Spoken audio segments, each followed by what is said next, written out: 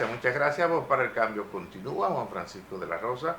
Estamos conversando con Jacinto Ascensión y el doctor Freddy Ferreras. Como siempre hay que ver el sermón de las 7 palabras. Ya es una costumbre de ese sermón elaborado por la Iglesia Católica en cada época como la que termina de finalizar. La Iglesia siempre en esa fecha toca los temas de más palpitante actualidad. Hay una carta pastoral que ha sido ya parte de nuestra historia y fue la de 1960, cuando la dictadura de Trujillo estaba cometiendo los desafueros más bestiales en contra de este pobre pueblo. La Iglesia Católica se paró de pie y en una pastoral explotó y enfrentó al dictador, y eso pues produjo entonces una persecución brutal en contra de la iglesia y de los sacerdotes, de manera muy puntual aquellos que leyeron esas palabras de ese momento. Lo que quiere decir que la posición de la iglesia en esas cartas no tiene que ver con el que esté gobernando.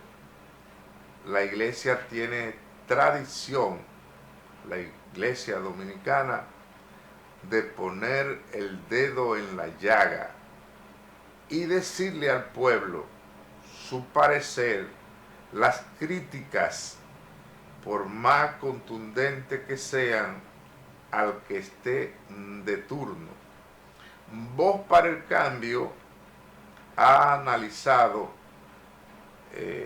durante el año casi la totalidad o la totalidad de los temas que ha visto esta pastoral de este 2024, y como el doctor Ferreras, que es un conocedor y al mismo tiempo un crítico de la ley sobre la seguridad social, en este momento el sacerdote de Villamella, que fue quien le tocó hacer esta reflexión, pues como siempre el padre Cáiter de Jesús Luciano Alcántara dijo que los políticos de este momento no tienen eso en su agenda.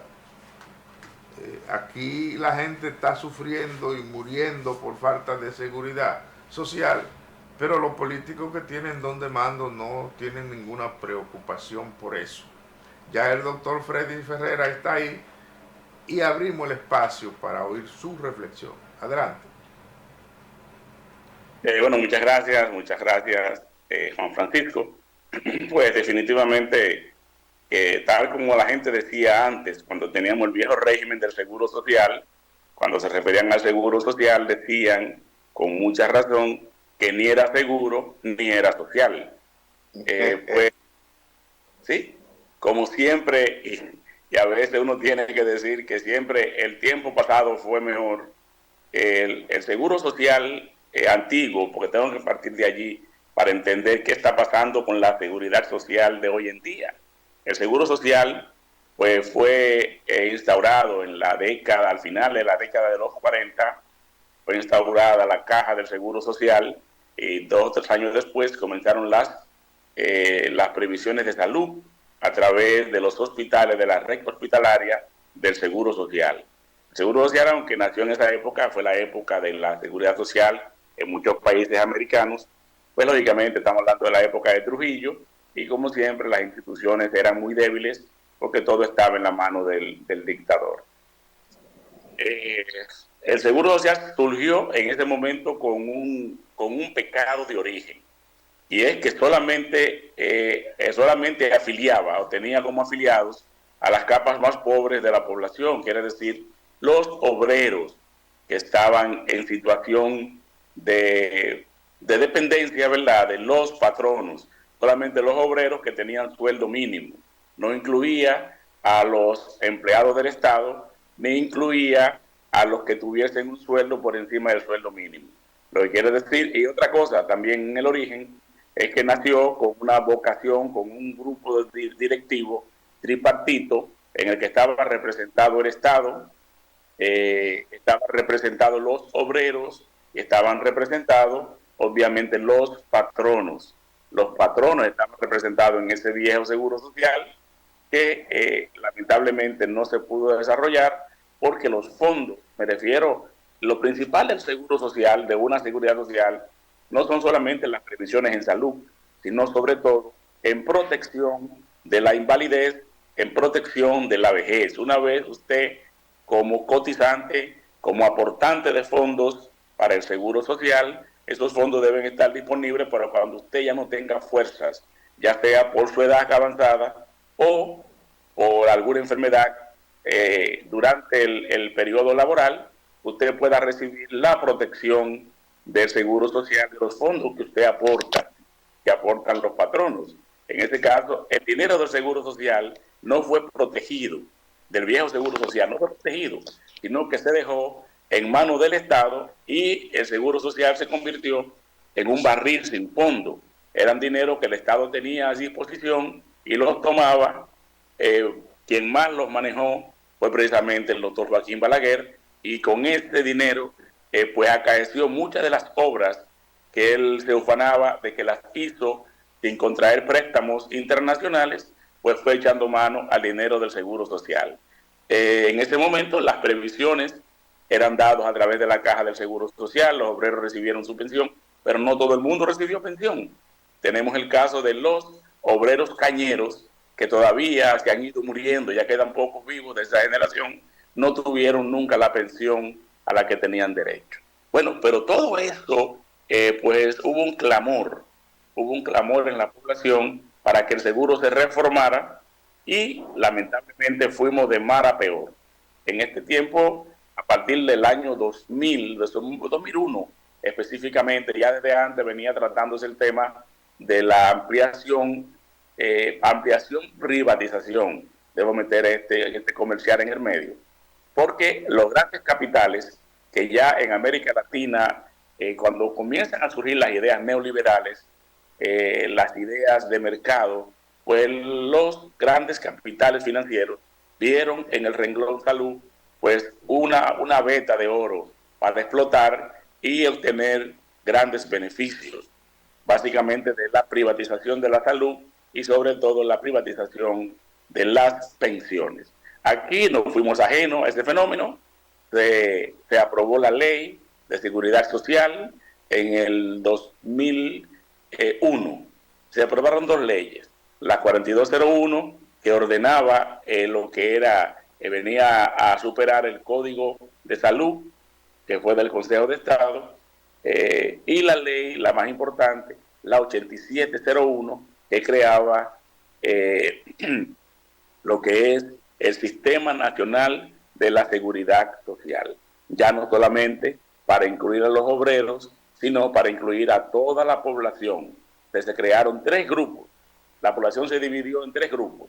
Los que eran empleados, ya sea del Estado o de la empresa privada, estos pasaban a servir en un grupo que se llamaba el grupo contributivo. Quiere decir que el trabajador y el servidor del Estado aportaba una parte de su salario y el patrón privado o el Estado aportaba otra parte, y ese grupo se llamó el grupo de los el grupo se llamaba contributivo. Luego había un grupo en el otro extremo que eran personas que no trabajaban, que no tenían ingresos. Con ese grupo se creó el grupo subsidiado, y en el intermedio la mayor parte de los dominicanos cabían en el tercer grupo, que era el contributivo subsidiado. Ese debía incluir a todas las personas que producían, tenían producción por cuenta propia. Quiere decir, los profesionales independientes, como los abogados, los choferes, en fin, todo aquel que tenía medios de producción que podía producir por su cuenta, alcanzara o no el mínimo. Los que no alcanzaban el mínimo, el Estado entonces le daba una subvención solidaria para tener funcionando ese pilar de la seguridad social. Y los que ganaban más, pues el Estado se le cobraba de manera directa, haciendo una proporción de los salarios mínimos, creo que hasta 10 salarios mínimos. El que tenía ingresos sobre ese monto, pues pagaba una proporción de sus ingresos y tenía derecho a la seguridad social. Muy bonito, pero lamentablemente por bonito, impracticable. No hubo una voluntad para hacerla. Entonces, desde el inicio, pues la seguridad social estuvo en manos privadas, comenzando por los fondos de pensiones. Ya desaparece el Estado como dueño, como amo de los fondos de pensiones, sino que se los entrega a los banqueros, al capital financiero, y se crea una institución que son las famosas AFP. Las AFP se encargaron durante muchos años de pintarle pajaritos en el aire a los trabajadores, diciéndole que tenían que tener, que no podían fiarse de una pensión, vamos a decir, de engrosar los fondos como era antes, en un fondo común solidario y tener una pensión según el sistema de reparto. Ellos dijeron, no, a usted le conviene tener su propia cuenta, una cuenta de capitalización individual, como se le llamó, y le dijeron, usted va a tener una cuenta que cada mes se va a engrosar, con lo que usted aporte, se le descuenta de su salario, y con lo que su patrón ponga, como dice la ley. Esos fondos que ya van por encima de los 1.000 millones de pesos, pues ha sido manejado durante todos estos años, del 2003, que cuando pudo iniciarse la seguridad social en el país, que se comenzó por los fondos de pensiones, pues ya tienen 21 años manejando esos fondos de pensiones. Según los estudios que se han hecho, que hemos hecho de manera independiente, pues se prevé que al término del 2033, cuando se cumplan los 30 años, que es lo que dice la ley, que deben comenzar a pensionarse los primeros trabajadores que se hayan mantenido durante 30 años cotizando de su dinero. Pero, ¿qué vemos aquí? Aquí el empleo es muy irregular. Tú tienes un empleo hoy, porque la mayor parte del empleo público tiene que ver con la adhesión a un partido. Entonces tú consigues empleo si llega el partido al que tú te adhieres o al que tú tienes alguna conexión, te dan un empleo. Pero ese partido o ese gobierno o ese líder dura 4 años. Cuando vienen los próximos 4 años, todos los que fueron empleados salen de los empleos, porque hay que repartir los empleos en otro grupo, igual de pobres, en el sentido, me refiero al grupo de los más pobres que van a trabajar al Estado, pues son sustituidos muy fácilmente, simplemente los desvinculan, como es la palabra de moda, los desvinculan y pasan a ser desempleados. Y aquí se sabe que el término promedio, una persona que pierde el empleo público o privado, dura por lo menos 3 años para conseguir un nuevo empleo. Lo que quiere decir que la mayoría sí lo consigue, que la mayoría del pueblo dominicano no va al 2033, solamente un grupo muy reducido van a haber completado 30 años de empleo ininterrumpido para tener derecho a la pensión. O sea que no vamos a tener pensiones en términos reales para la gran población de trabajadores, porque no han podido completar los 30 años. Entonces ahí viene toda una serie de recovecos que se han inventado, y además el rendimiento promedio de los fondos de pensiones siempre ha estado por detrás de lo que es la inflación. O sea que los rendimientos, la inflación se la ha comido, y según los cálculos más conservadores, los que logren pensionarse al cabo de los 30 años, que se cumplen en el 2033, la pensión que van a tener no va a sobrepasar el 12, 15, creo que como mucho el 20% de lo que son sus ingresos al momento de la pensión. Lo que quiere decir que van para la calle, ya viejos, sobre los 65 años, sin conseguir un empleo, sin fuerza para seguir trabajando y sin una pensión que les permita por lo menos comprar los medicamentos. Porque además, por esa pensión, pierden también el seguro de salud. Eso es otra aberración. O sea, te pensionan y tú no solamente vas a perder prácticamente todos tus ingresos porque vas a vivir con el 20% de lo que tú ganas en el momento de pensionarte, sino también que pierdes pierde el seguro de salud.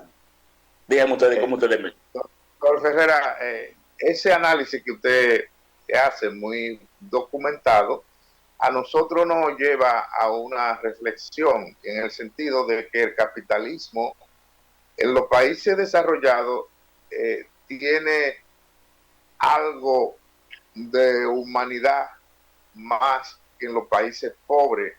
Nosotros tenemos personas en los Estados Unidos, inclusive contemporánea nuestra, que hace menos de 15 años se fueron a los Estados Unidos y han trabajado un tiempo y no tienen la obligación de esperar 30 o 40 años trabajando allá. Y ya con lo que han laborado, ya ellos tienen perspectiva de que le den una proporción de su pensión. En la República Dominicana hay cientos de personas que cuando entró esta ley de la seguridad social, el sistema lo dejó fuera y por tanto no van a tener pensión. Entonces, donde el capitalismo es subdesarrollado, es un poco más cruel que en los países donde tiene otros niveles. Los empresarios tienen una visión distinta a esta pobre realidad de la República Dominicana. Eso es cierto, son menos voraces, el empresario es menos voraz, y siempre aquí con el contubernio, siempre con la alianza, siempre con la asociación, con el poder político. Los empresarios en esto son muy coherentes, no se pierden. Ellos tienen un ejército de legisladores que no se atreven a levantar su voz en el Congreso para decir vamos a revisar, vamos a reformar esta ley de seguridad social, que ahora sí se le puede aplicar el mote, que ni es segura ni es social. Pero que lo quiere todo para ellos. Todo, así mismo es.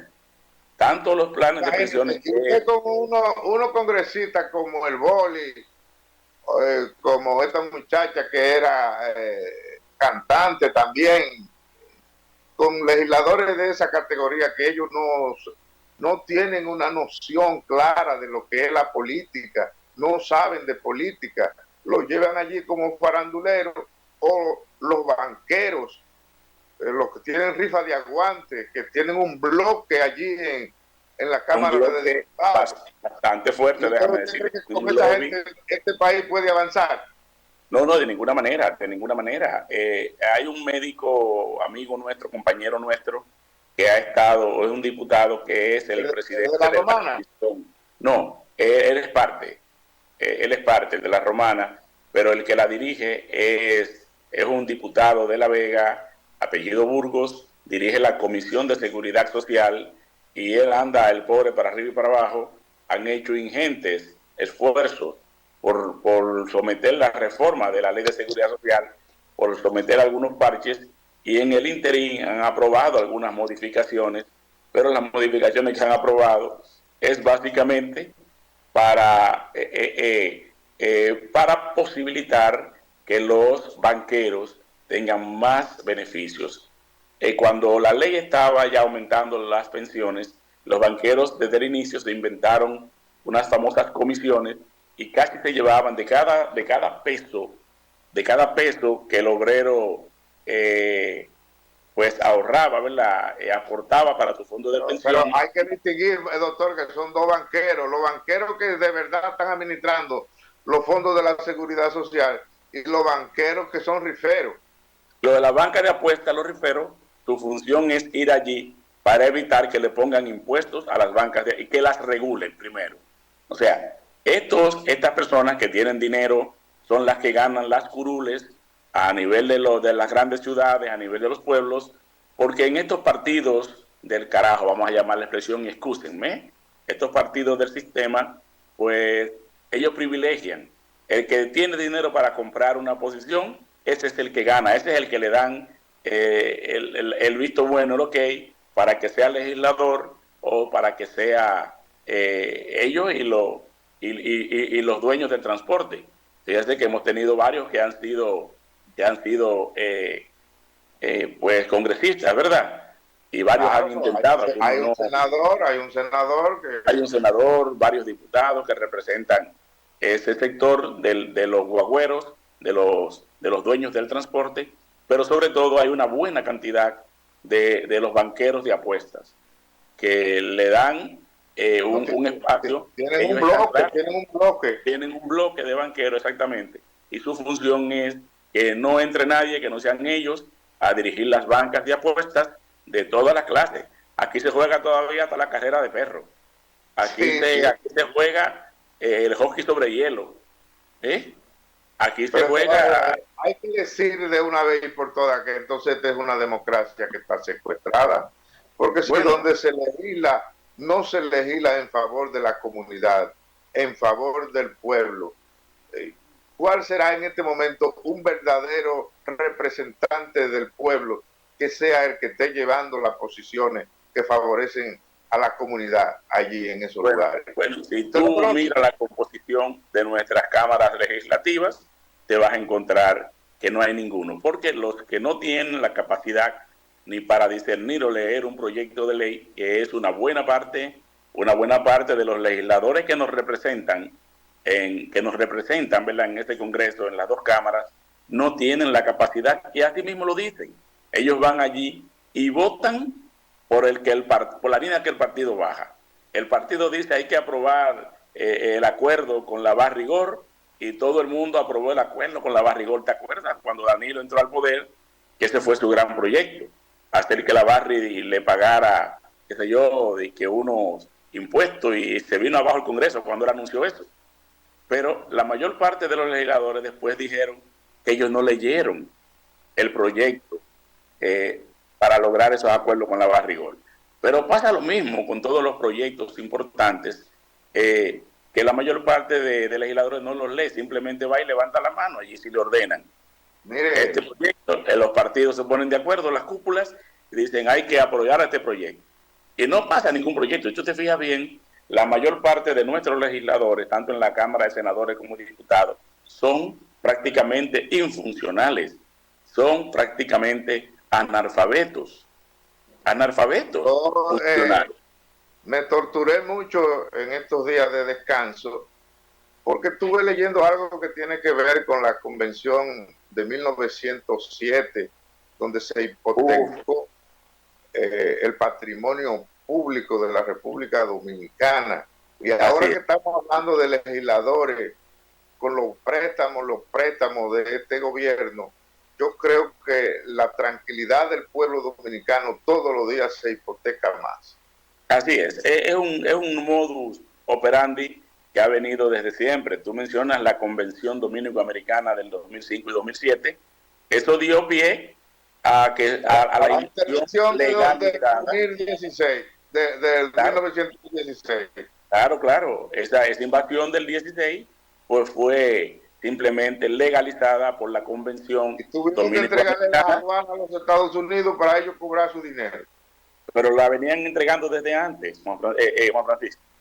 No, pero es un problema serio, la gente no se da cuenta en el lío que nos estamos metiendo. Es que nos estamos metiendo en un lío que nos hemos metido y no hemos salido nunca. Es que desde ese momento que los dueños de los préstamos, porque los préstamos surgen aquí desde la época del Lilis. Acuérdate que Lilis hace una gira de empréstitos y nombra a un aventurero francés, prófugo de la justicia francesa, que luego se fue a Inglaterra, se cambió el nombre y puso una compañía, Harmon.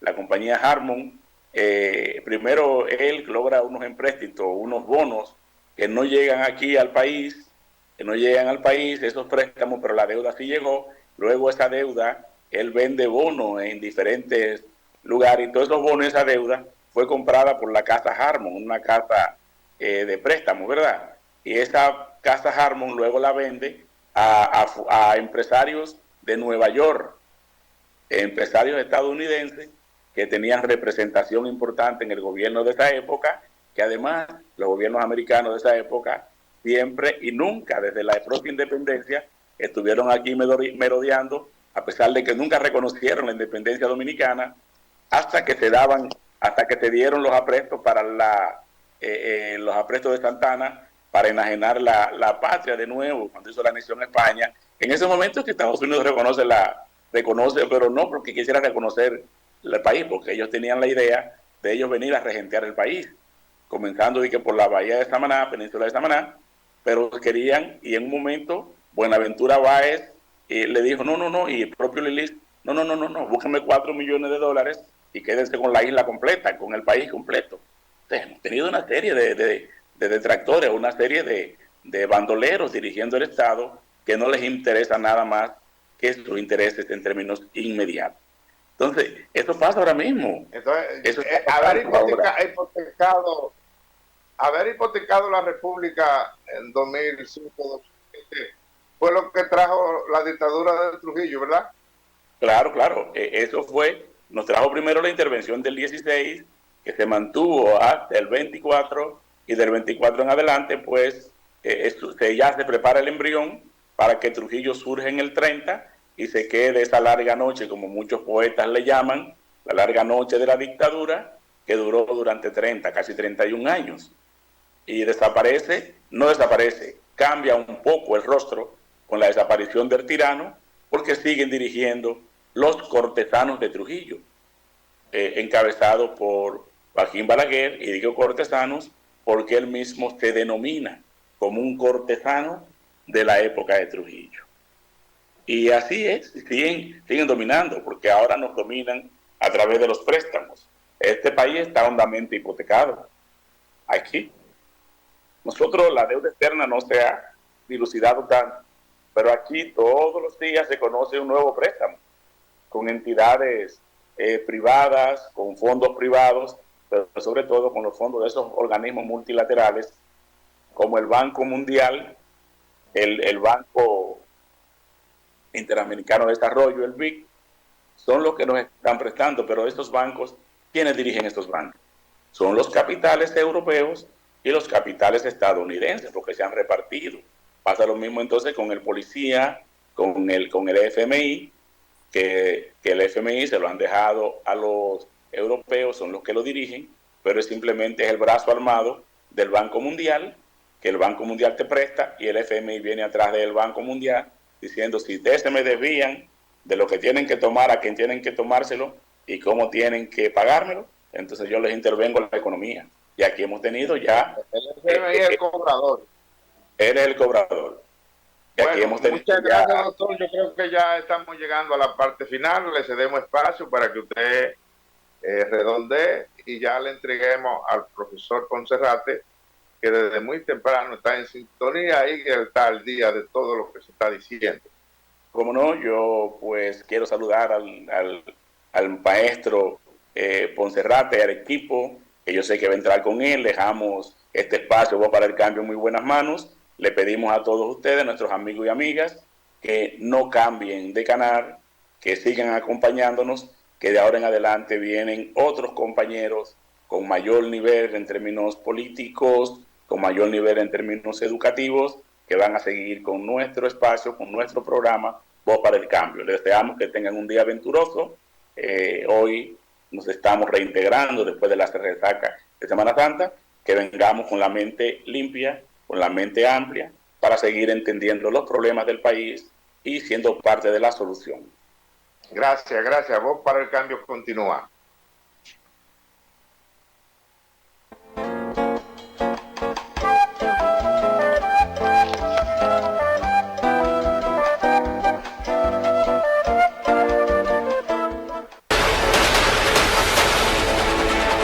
Todas las mañanas